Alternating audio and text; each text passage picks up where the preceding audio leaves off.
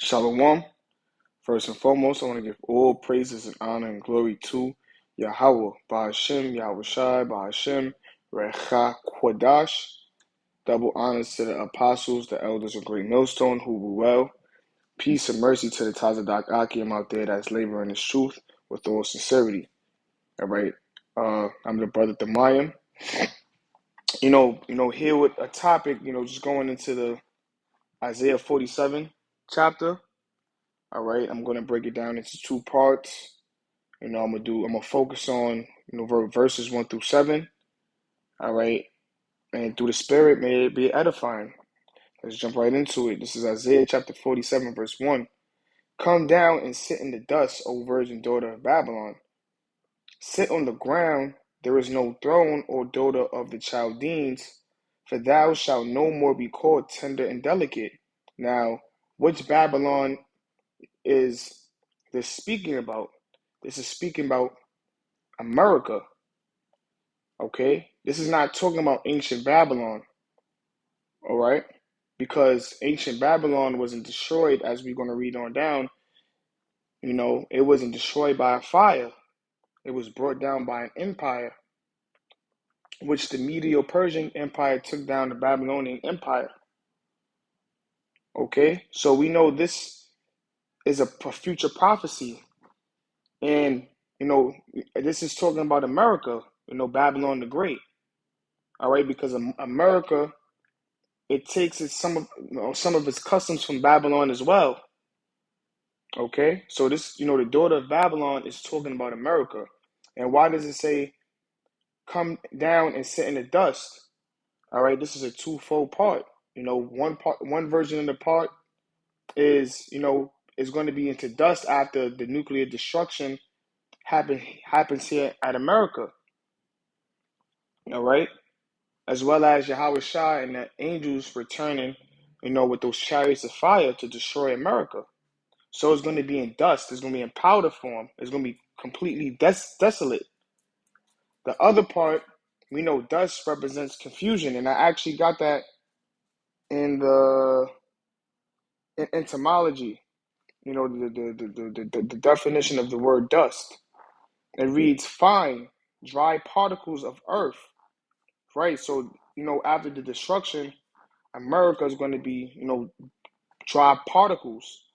It says, or other matter so light that it can be raised and carried by the wind. It reads, dust, smoke, vapor.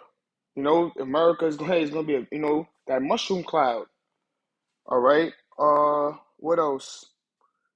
What I want right here. So I'm gonna jump right down over here. It says, the word dust can cause an uproar. It's from 1753, but the figurative use of dust in reference to confusion, disturbance, and that's what we're going to focus on. The dust represents what? Confusion in the figurative word. All right, and we know that America is full of confusion. Babylon is full of confusion. All right, with what? It's philosophies, it's ideologies. Okay, a man could turn into a woman could turn into a man. You see, this place is a confused place. All right, so I'm gonna read it again. This is Isaiah chapter 47, verse 1. Come down and sit in the dust, O virgin daughter of Babylon. And the reason why it's a virgin daughter of Babylon, the reason why it says virgin, a virgin is what? It's someone who hasn't been popped yet. All right? And we know that there was no major wars that happened here on America. So that's the reason why it's referenced as the virgin daughter of Babylon.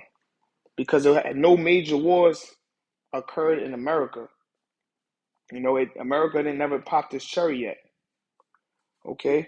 So it reads, sit on the ground, there is no throne. All right? And it's going to be no throne once Yahweh Shah, returns with the angels to destroy America. All right? And then there's going to be a new throne, which is that throne is going to be the rulership of, Israel. All right. Second Ezra 6 and 9. For Esau is the end of the world, and Jacob is the beginning of it that followeth. All right. So after it says sit on no throne, so it's going to be the end of Esau's rulership. All right. And Esau is not going to rise up into power ever again, because the kingdom of heaven, which is going to be ruled, by Yahweh, Yahweh Shah, along with Israel, because we're going to be joint heirs. All right. It's going to be an everlasting kingdom. Okay. So it reads on. It says, "O daughter of the Chaldeans." So we know the Chaldeans were the ancient, astrologers and the wise men of Babylon. Okay, and they were known for its witchcraft as well. We know America does a lot of witchcraft. It reads, "For thou shalt no more be called tender and delicate." It's not going to be called tender and delicate anymore, because that's what everyone looks as America as tender and delicate. Let's go into the word delicate real quick. Delicate, delicate. It says delightful, pleasure, luxurious. All right, and that's exactly how America is looked at. It's looked at as luxury. You know, you see the skyscrapers, you see all the glamour, the quote unquote glamour, the riches. You see, you know, so it's pictured as luxury, but the scripture said it's not going to be no more called tender and delicate, because its rulership is going to come to an end. Verse 2, take the millstones and grind mill. And what does this represent? This represents the hard labor that, these Edomites and the other nations are going to have in the kingdom of heaven. And matter of fact, I have a reference going into what millstones are. It reads, a millstone is a stone used to grind grain. When grain is milled, two stones are actually used: the bedstone or base, which remains stationary, and the runner stone, which turns on top of the base, grinding the mill. I'm going to jump down. It says, a millstone was both extremely hard and exceedingly heavy. And it provided a vivid illustration for anyone who had experience with millstones. So these millstones are what? It represents extreme hard labor that these Edomites and these other nations are going to face in the kingdom of heaven. It represents the labor they're going to do.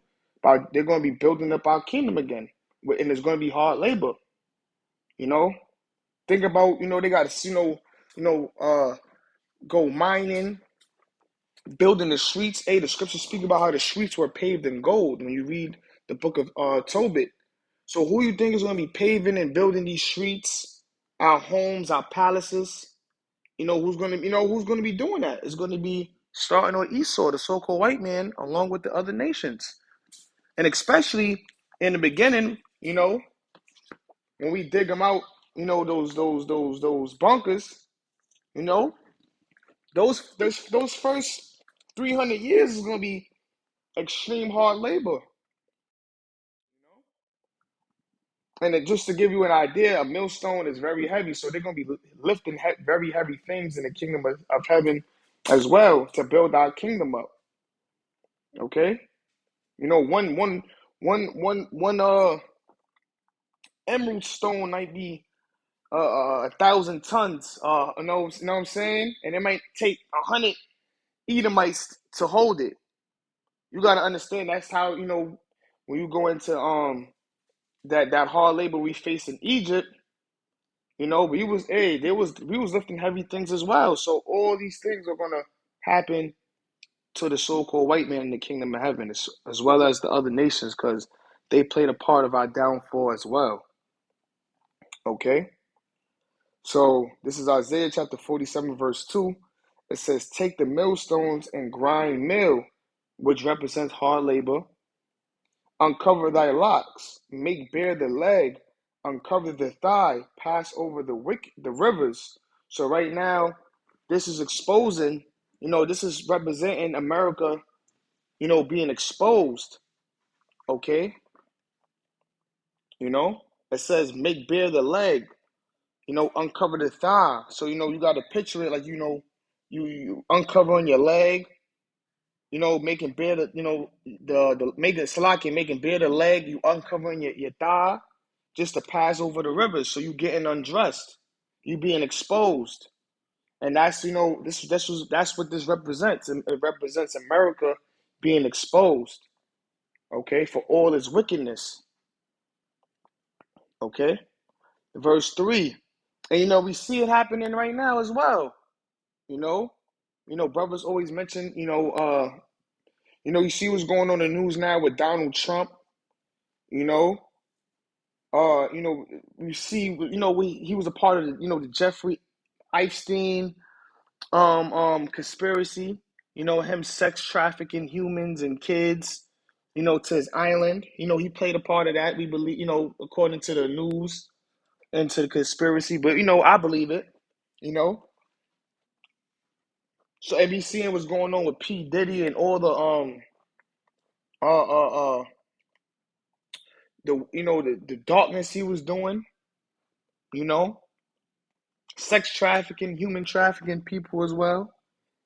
And these are all like, the so-called leaders of America, especially Diddy, in Jake's eyes, you know. So, just to go back to the point, America is being exposed. All right.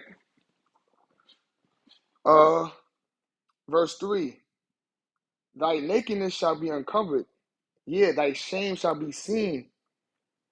I will take vengeance and I will not meet thee as a man. And the Lord is not coming, you know, as a man. He's coming as an angelic being, you know. And he's taking vengeance for who? He's taking vengeance for the elect, you know, for the elect. That's who the Lord, is taking vengeance for. All right. And let's go into the word vengeance, matter of fact. What does vengeance mean? Vengeance. It reads to revenge, to assert a claim. Hey, we are Yahweh Shah's claim. The elect. Lord willing, I'm amongst that number. But Yahweh Shah is asserting a claim, his claim, which is the elect. All right, claim as one's own. Avenge, punish, and who is he avenging? The elect. To punish who? The Edomites. All right, the so-called white man is along with the other nations. Why? Because let's get into the scriptures. This is Psalm chapter 83, verse 2. For lo, thine enemies make a tumult, and they that hate thee have lifted up the head. So these are, it's going to list who the enemies are. They made a tumult. Okay, they conspiring right now. It says, and it says they hate thee. These other nations, which is going to go into, they hate us. This proves it right here. It says, verse 3, they have taken crafty counsel against thy people and consulted against their hidden ones. Verse 4, they have said, come and let us cut them off for being a nation, that the name of Israel may be no more in remembrance. Iconoclasm, slavery. They all played a part of that. All right, verse 5, for they have consulted together with one consent, they are confederate against thee. And it's going to list the nations, the tabernacles of Edom, and the Ishmaelites of Moab, and the Hegronides. All right, just going into all these different nations. And you see that Edom, which is Esau, the so-called white man, he is number one. All right, so this is our top enemy. All right, and the Lord is coming to punish these nations for what they have done to his people. Okay, So going back into Isaiah 47, it reads, "As for our Redeemer, the Lord of hosts is his name, the Holy One of Israel." What does the word Redeemer mean? All right, real quick, just to hit that precept. All right. Hey, that's a spirit that says Redeemer, one who redeems, answers, atones for another and others. It says, since it's talking about Yahweh Shah Mashiach as the savior of the world. And we know that is really going into Israel, the world of Israel. But yeah, so this is talking about, verse 4 is talking about Yahweh Shah. All right? Okay? So I'm going to read it again. This is Isaiah chapter 47, verse 4. As for our Redeemer, the Lord of hosts. You know, the Lord of hosts means what? It means the Lord of armies is his name, the Holy One of Israel. You know, this is speaking about Yahweh Shah. All right? It says, verse 5, sit thou silent and get thee into darkness, O daughter of the Chaldeans. And right, it's, you know, it's going to be darkness and destruction for Babylon the Great, all right? For America. You know, you could go into, matter of fact, I got a precept, this is Zephaniah, because it's going to be a day of darkness and gloominess, all right? You know, going into the destruction, because when the missiles hit, it's going to cause, you know, the cloud. Matter of fact, let me just get it. Let me get with this precept. Zephaniah, verses 1. I'm going to start for verse 14. The great day of the Lord is near, it is near and hasteth greatly. Even the voice of the day of the Lord, the mighty men shall cry there bitterly. And right, and the mighty men is talking about the armies, you know, the military, because the military and these armies are going to come, you know, try to fight against Yahweh Shai and the angels. All right. So it says, verse 15, that day is a day of wrath, a day of trouble and distress, a day of wasteness and desolation. By what? By the missiles, by the chariots of the fire. It says a day of darkness and gloominess, a day of clouds and thick darkness. And why is it going to be thick clouds, a day of clouds and thick darkness? Is because when the missiles hit, it's going to cause a mushroom cloud. Okay, let me get that in Joel, the 2nd chapter. You know, similar to, you know, how 9/11 hit, you know, how 9/11 looked when the World Trade Center went down. It was that big mushroom cloud. Everything was dark. That's how Babylon is gonna look after the destruction, after the missiles hit. So this is Joel chapter 2, verse 2. It says, a day of darkness and of gloominess, a day of clouds and of thick darkness, as the morning spread upon the mountains. So this is how it looks. A great people and a strong, they have not been ever the like, neither shall be any more after it, even to the years of many generations. Right? Because this is going to be the final, you know, it's going to be the final kingdom. Once the missiles get shot out and America is destroyed and the chariots, as well as with the chariots, that's going to be the last, you know, that's going to be the end. And it's going to be a beginning of a new rulership. Okay? It says, verse 3, a fire devoureth before them, the missiles, and behind them a flame burneth. The land is as the Garden of Eden before them, and behind them a desolate wilderness, yea, and nothing shall escape them. Nothing is going to escape, you know, this destruction, man. You know, they're not going to be able, you know, to escape. America is going to be destroyed. You know, no matter if even they try to, you know, dig on down into those bunkers, okay, and try to survive and think they're going to build, you know, civilization again, it's not going to happen because let's say once they go into those bunkers and the missiles hit, you know, the elites, you know, those who have, because they're going to be the main ones in the bunkers, they're going to just be the first fruits of slaves in the kingdom of heaven. Okay, so either way, you're not going to escape, your judgment. All right, because what the Lord is doing is judging this place ultimately. For what? For his wickedness.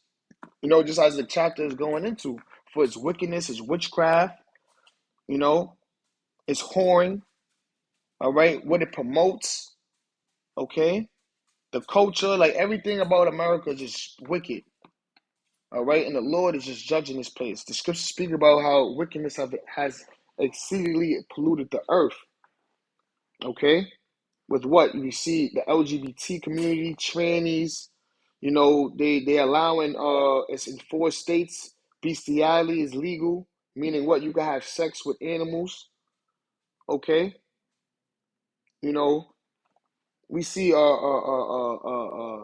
know like I said, homosexuality at an all-time high. We seeing you know men kissing men openly. It's just pure wickedness, man. We see with the the love and hip hops and things of that nature, man. Everything about this place is only waxing worse and worse with wickedness, you know. But I'm continuing on, so it's gonna sit in silent. It's gonna get into darkness. So let me read it again. It's Isaiah chapter 47, verse 5. Sit sit thou silent and get thee into darkness, O daughter of the Chaldeans, for thou shalt no more be called the Lady of Kingdoms. All right, and shit, we got the Lady Liberty, you know, the Lady of the Kingdoms. All right, the Mother of Harlots. And matter of fact, let me just get that real quick. Revelations 18. Is it Revelation 18? Let me see. Or 17. Salakia. Nope. Hold on.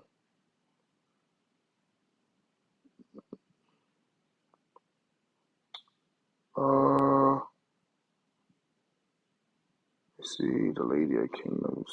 Damn. Nope. Yep. Nope. Nope. Nope. Salakia. Salakia. Let me just go back. I thought it was a Revelations. Revelation. All right. So I'm gonna read it again. This is Isaiah chapter 47, verse 5. Sit thou silent and get thee into darkness, O daughter of the Chaldeans, for thou shalt no more be called the Lady of Kingdoms. All right. It's not going to be called no more the Lady of Kingdoms. All right. You're the mother of harlots. And a perfect example is, we have the Lady Liberty here in New York. Okay. So verse 6, it says, I was wroth with my people. I polluted my inheritance and give them into thy hand. Thou didst show them no mercy upon the ancient. Hast thou very heavily laid thy yoke. So when you go into the word wrath, all right, it means to be angry. So it says, I was wroth with my people, meaning the Lord was angry with the nation of Israel because the nation of Israel is the Lord's people, all right, which consists of you so-called Negroes, Latinos, and Native Americans, all right. And why was the Lord angry? Because we broke his laws, statutes, and commandments, all right. And let me get that too. And it led us, for the curses to be upon us. All right, I'm gonna get that in Deuteronomy 28th chapter, but I'm gonna get this first. This is the Baruch, chapter 4, verse 6. It reads, matter of fact, I'm gonna start from verse 5. This is Baruch chapter 4, verse 5. Be of good cheer, my people, the memorial of Israel. Ye were sold to the nations, not for your destruction, but because ye moved the Most High to wrath, ye were delivered unto the enemies. So we were sold to the nations, not for our destruction, because we moved the Most High to wrath. Going back to Isaiah 47, it reads that he was wroth with his people. He was angry with his people. So he was delivered unto our enemies. All right, and we read in Psalms 83 earlier, we knew who our enemies are. Esau, Edom, the so-called white men, and the other nations. It says, verse 7, for ye provoked him that made you by sacrificing unto devils and not to the Most High. And that's what our people was doing. They were sacrificing unto idols, you know. And since our people were scattered amongst the nations, we started to adapt their cultures and customs, praying to their gods, following their ways of living. And, you know, and the Lord was angry with us. All right. So I'm going to get that too in Deuteronomy 28, because the curses fell upon us, the nation of Israel. So this is Deuteronomy chapter 28, verse 15. But it shall come to pass, if thou wilt not hearken unto the voice of the Lord thy power, to observe to do all his commandments and his statutes, which I commanded thee this day, that all these curses shall come upon thee and overtake thee. So, the Lord is telling the nation of Israel, all right, that through Moses, that if you break the Lord's statutes, commandments that he has given us, curses are going to come upon us. So verse 20, it says, the Lord Yahweh shall send upon thee cursing, vexation, and rebuke, in all that thou settest thy hand unto for to do, until thou be destroyed, and until thou perish quickly because of the wickedness of thy doings, whereby thou hast forsaken me. So the Lord was angry with us because the nation of Israel was doing wickedness. They broke the law, statutes, commandments. Okay? Therefore, the Lord delivered us. He scattered us and delivered us unto our enemies. So this is Isaiah chapter 47, verse 6. It says, I was wroth with my people. I have polluted mine inheritance, meaning the Lord scattered his people. It reads, and given them into thine hand. So we got, delivered unto our enemies' hands, the other nations, starting with the so-called white man, Esau, Edom. Thou did show them no mercy. They didn't show us no mercy. All right? Especially the so-called white man. He fed out, just read the book of the Trail of Tears and what he did to the tribe of Gad, okay? Which is the Native Americans. All right, how he made treaties with these different, Cherokee tribe, these Native American tribes, all right, broke the treaties, forced them on other lands, then ultimately exterminated them and then put them in reservations, all right, and just completely took them out the land and just overtook the whole situation. They didn't show no mercy. They brought their diseases over here, okay? And we're not going to talk about what he did to the Southern Kingdom. In Jamaica, they were butt breaking the slaves. All right, they was feeding our, the babies, the Israelite babies to the alligators. You did not show no mercy upon, the Israelite, man and woman. It says you raped our woman. It says upon the ancient thou has thou verily heavily laid thy yoke. You laid you kept us in bondage. All right. It was a heavy yoke. It's a heavy term, man, of labor. It reads, and thou saidest, I shall be a lady forever. Let's get that. This is Psalms chapter 49, verse 11. It reads, their inward thought is that their houses shall continue forever, and their dwelling places to all generations. They call their lands after their own names. So the so-called white man, he thinks that, his rulership is never going to end. Okay, he thinks that his rulership is going to, be an everlasting rulership. He believes in himself that he is the Most High. And that's the pride of Esau. That's why the scriptures say that pomp is going to be brought down. All right, because Esau, the so-called white man, he's very prideful. In fact, that's the reason why he's so prideful. The Lord is going to harden his heart, like He did Pharaoh, and believe that he could, beat Yahweh Shai and the angels with his military and his technology, which the Lord gave him. You know? So going back into Isaiah 47, it says, thou shalt, they going to think they shall be a lady forever. Meaning they think their rulership is going to, be an everlasting rulership and they're never going to be brought down. All right? It says, so thou didst not lay these things to thy heart, neither didst remember the latter end of it. And the latter end of it is going to be destruction. America is going to be destroyed within 1 hour. Okay? And, we know it's prophesied that Russia is going to shoot 200 million warheads to America, as well as Yahweh Shah and the angels showing, it's fire from the chariots. When you read Isaiah the 66th chapter, okay. So the latter end of it is America being destroyed by nuclear fire, and Esau and the other nations being slaves in the kingdom of heaven, which is going to be on earth under the Israelites, which is your so-called Negroes, Latinos, and Native Americans. Okay? And with that, I'm going to end it at verse 7. I'm going to do part 2 right after this. All right? Shalom.